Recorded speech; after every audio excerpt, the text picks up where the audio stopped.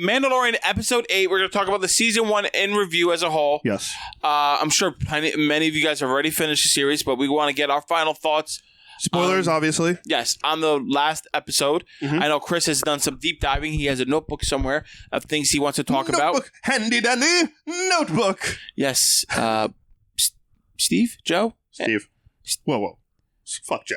First of all, fuck Joe. If you listen, it's only Steve. You know there's a new one? Why? I don't know. Why did they... Hollywood, stop ruining things. Well, the new kids have to keep watching, right? Do they? I thought they just made new stuff for them. No. Every generation has their cartoon. That's why every generation has a Power Rangers. Well, that'll never die because of toy sales. Correct. But, fun fact with the new Blue's Clues, I don't know how we got into this, but on one of the first episodes, he calls Joe and Steve, and they both appear. Really? Steve has like a hat because he's bald. Yeah, he is. They both appeared on the episode. He looks like a skinhead now. Yeah. They're like, oh, Blue. Behind the Nazi tattoo. Maybe she just needs a sandwich. And you watched this? Cute. No, I saw the clip. I didn't watch the episode.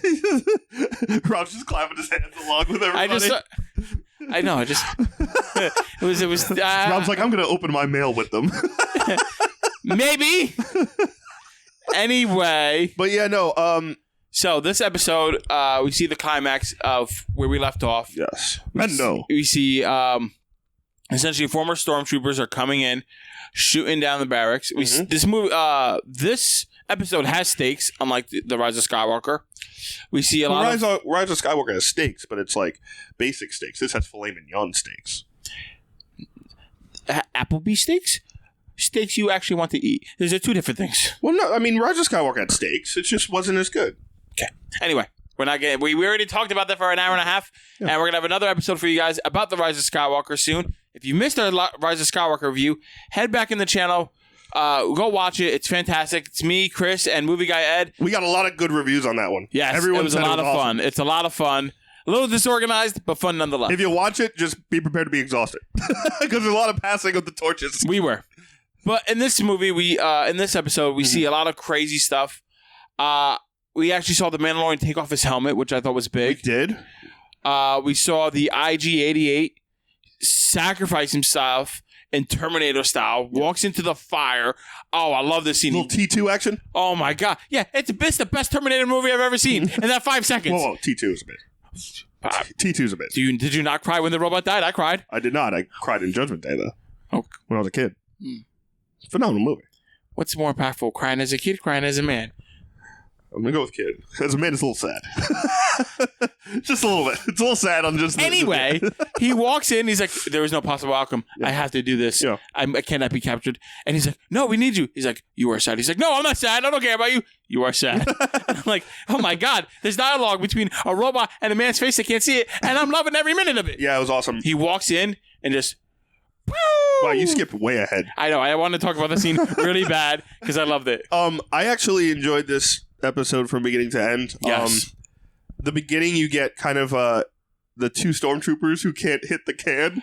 Oh my God, how great are they? Which is hilarious. I want to see a side episode with them. Well, they're based on characters called Tag and Bink. Oh my God, this is a real thing. Yes, which is they're two kind of goofy stormtroopers that they do one-shots of them in the comic books. IDW does them.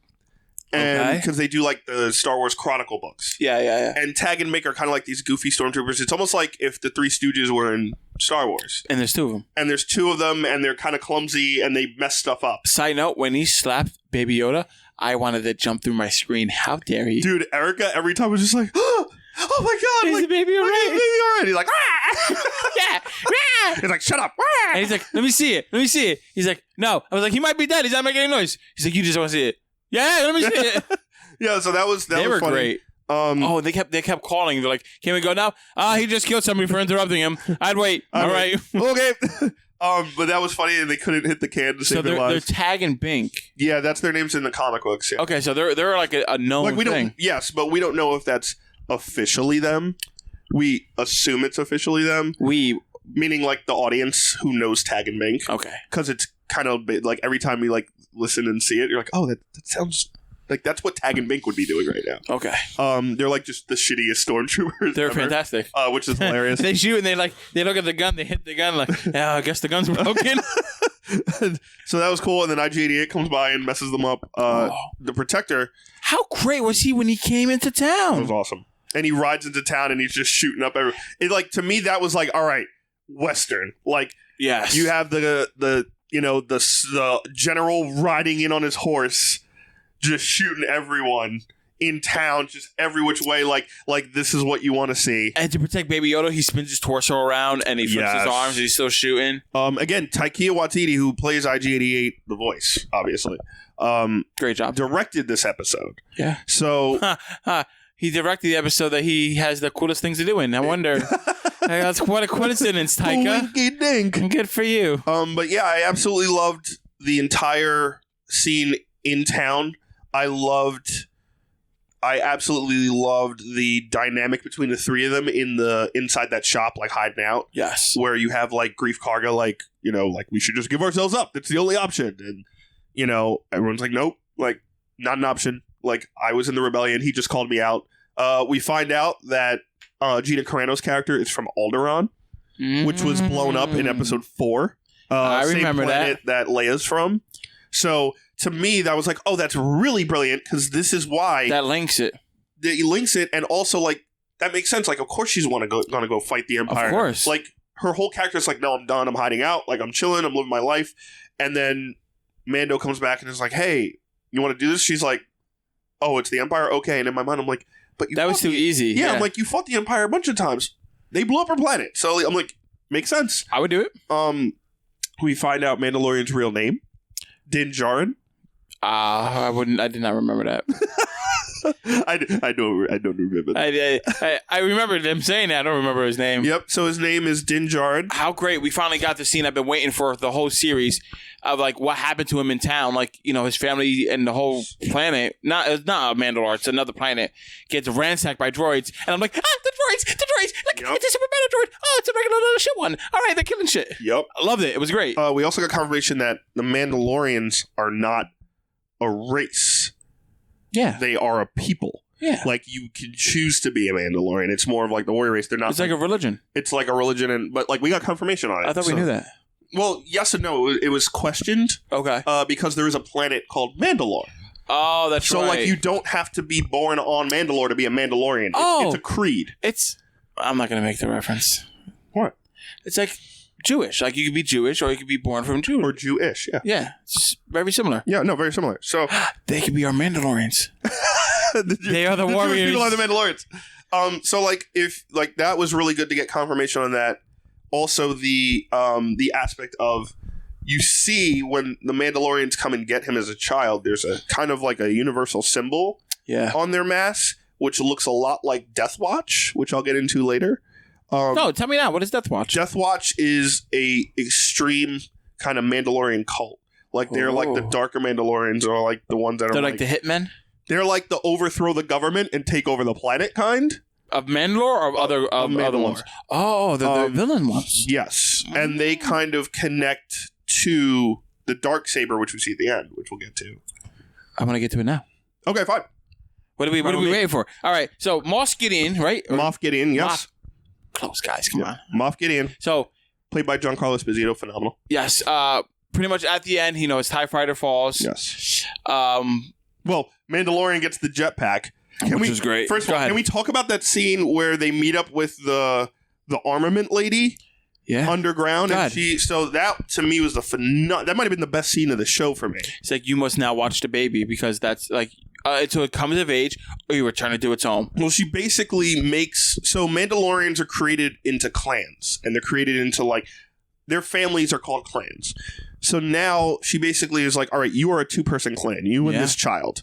Like, he is a part of your clan because he saved your life. You saved and that's how you earned your sigil.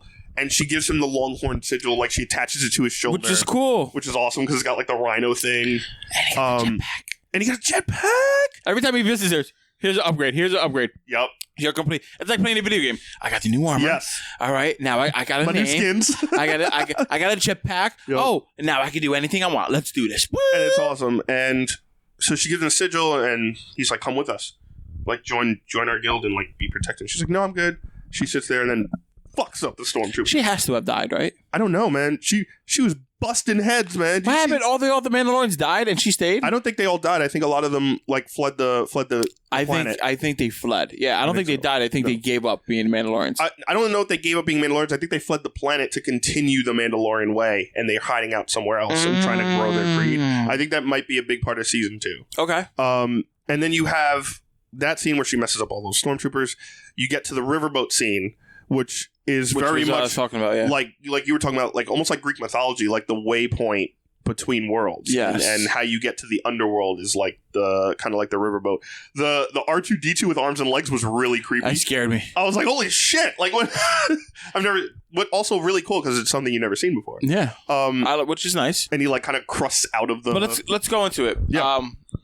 His ship's crashed. Yes. He comes out and he pulls out a dark lightsaber sword. Yes. All right. So that has a big meaning. So why don't you tell me and the rest of us casual Star Wars fans? And I had to rewrite the timeline because it can be a little confusing. So the dark saber, a lot of people are like, oh my god, it's like a lightsaber, but it looks like a sword. It doesn't really look like a lightsaber, but it is a lightsaber. Is it a lightsaber? Sword. It's both. Good. It was invented by someone named Tar Vizsla. Okay. Who is he? Tara Vizsla. He was the first Mandalorian Jedi. Oh. Like, back in the ancient times. A Mandalorian and a Jedi. Yes. That sounds awesome. Yes. I feel like Star Wars, all the cool shit happened before we got to where we're doing. Like, oh, there used to be 100 Jedi, 100 Sith fighting. Cool, we see that? Nope. Oh, we had a Mandalorian Jedi. We see that? Nope. What are we doing? Oh, we're finding a little kid who has daddy issues? All right, I guess this is what we get. Well, granted, it was all that stuff was made after this. Like, all of it was thought of after, like, the basis was done. I know. I'm just... Yeah. It's also themselves writing better stories on themselves. Yeah, they're like, oh, wait. Like how we do with everything. It's like, oh, wait, we could do this. What if there's like 1,000 of them? But yeah, so he's... yeah, right? They're like, what if there's 1,000 of them? What if we just look and see a sea of color swords? Oh, my God. I really like that. And a sea of red ones. And they just fight. There's always a me in the room. I really like that idea. We should do that idea. Yeah. And there's a union room. Nah. No, I would love to see that. In this particular state, yes. All right. So there's the first Jedi Mandalorian creates the dark lightsaber sword. Yes, and the reason it's shaped as a sword because it's more to his warrior race of people, the Mandalorians. To honor them? To honor his culture. Okay. To honor the Mandalorians because they are the warrior race. Yes. Even though Jedis are extreme warriors, it's basically like, hey, I'm going to make almost like this vibro sword. Like we see Mandalorian has the vibro knife. Mm-hmm. It's kind of like that, but in lightsaber form. Okay. So it's a lightsaber, but his own specific one, and it was black. Why is it black? Isn't it, from my understanding, the kyber crystals, I know some things. Yep. When you grab it, your energy dictates what color that becomes, right? Yes. And like red, it's like bleeding and it's crying because red isn't natural. Yeah. That's why the Sith have it. Red, you have to turn it red. Okay. So you have to basically take all the malice and the hatred and basically corrupt the crystal to be red. Okay. So the other colors of the spectrum are kind of like, hey, I could find this blue one, and that's mine. It's basically whatever calls to you. And the kyber crystal, like, you know, the legend or the kind of unspoken truth of it is each color is dictated to you based on, like, your connection to it. Okay. So the What's black? Yeah. The black kyber crystal, I don't know the official meaning for it. Hey, give me a rough estimate. I would say it's more towards, like, you know, you're in the middle between good and bad, but you're also, like, more towards, like, I'd rather fight than talk this out. Like, your diplomatic solutions are aggressive negotiations, to quote the prequel trilogy. So the black saber, after Tara Vizsla passes away, it's left in the Jedi Temple. Okay. The Mandalorians, after the Republic falls. So after episode what? So after episode 3. After 3. Once the Emperor rises to power. Okay. The Mandalorians sack the Jedi Temple, which is now empty because there's no more Jedi, and take it back as their symbol of Mandalore. Because so when he died, it pretty much like it was put to rest in like essentially a museum, if you will, the Jedi Temple. Yes. And they're like, okay, the Republic fall, Mandalorian's like, nah, we're getting that cool weapon back. Yes. And we grab that weapon. And this is our sigil for our people. Okay. As the strongest weapon. So then what? So then it becomes the sigil of House Vizsla. Which is like their family basically are like the rulers of Mandalore. They're Skywalkers. Of Mandalore, kind of, yeah. The Mandalorian Skywalkers, Vizslas. Yes. Okay. Vizslas. So Vizslas get it. Yeah, so pre-Vizsla, which is before the Vizsla. Yes, basically. Pre-Vizsla is during the Clone War era. Okay. And this is coming from the Clone Wars cartoon as well. Which takes place during the prequel trilogy. Yes. Okay, so this guy... Okay, go ahead. Continue, sorry. So this guy basically gets the Darksaber and overthrows the Mandalorian government with the help of Darth Maul. During the prequel trilogy? Yes. After Darth Maul falls? Yes. After he gets robot legs? Yes. So Darth Maul, who survives in the prequel trilogy, falls, doesn't die, gets robot legs, starts his own little thing. We see a little bit of that in Solo. Yep. He starts the red Scarlet org thing. The Crimson Dawn. The Crimson Dawn. Yes. Okay, cool. He teams up with Pre-Vizsla, who is a Mandalorian. But in the Clone Wars. This is before Solo. Before Solo. So, before Solo. Okay. So, before Solo, before we see him, he teams up with Pre-Vizsla, a Mandalorian, to overthrow Mandalore. Yes, because Pre-Vizsla is a part of the... what's it? Death Watch. Death Watch. Yes, which is the cult, Mandalorians. The cult of Mandalorians. Yes, that want to overthrow the government and want them all to be warriors. They're like, fuck the politics. Okay. Like, screw your, basically, pussy shit. We are warriors. This is our planet. Anyone messes with us, we kill them. Okay. So Maul teams up, with them to overthrow the Mandalorian government during Clone Wars. Why did he want to do that, Maul? What was in it for him? Maul was slowly but surely gaining power, and he wanted to create his own kind of quote-unquote Sith army to fight Palpatine. Okay. Because he wanted revenge on Obi-Wan, and he wanted revenge on Palpatine. That's why he created the Crimson Dawn. Yes. Or whatever the name was. Crimson Dawn. Yeah, he creates the link with Mandalorian. He's essentially building up his troops. Yes. Okay. And his own power. So then what happens? So then Maul kills Pre-Vizsla. Okay. As he kind of always was going to. Okay. And takes the Darksaber. He adds it on. He gets the third spike? No, it's like he has a red one and the Darksaber, so he's got red and black. He's dual wielding. Okay. Yes, dual wielding. So then we don't see the Darksaber until Rebels, the second cartoon series. Okay. And there's a Mandalorian character named Sabine who's a part of the main cast. Sabine. Yes. Okay. She goes back to Mandalore. They do a great arc where she goes back to Mandalore and takes on Death Watch. Yes. And I'm with you so far. In order to get the Darksaber, it's like the symbol of kingdom or queendom. She has to fight the leader of Death Watch. So she could get it and become the leader. Yes. So she gets it.